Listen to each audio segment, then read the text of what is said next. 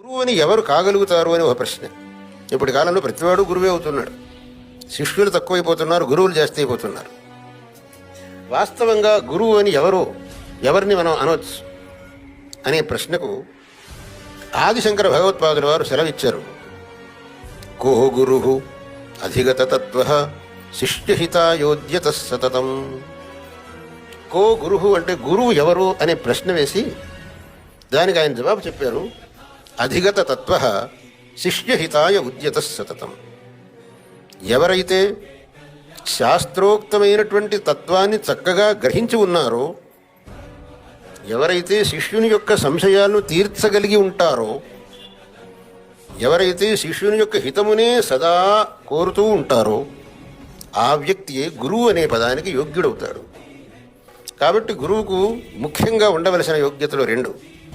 ఒకటి, శిష్యుని యొక్క సంశయములను తీర్చే శక్తి ఉండాలి. ఇంకొకటి, శిష్యుని యొక్క హితమునే సదా కోరేటటువంటి వాడై ఉండాలి. ఈ రెండు లక్షణములు ఉన్నప్పుడే ఆ వ్యక్తిని మనం గురువు అని భావించి పూజించడానికి అవకాశం ఉన్నది.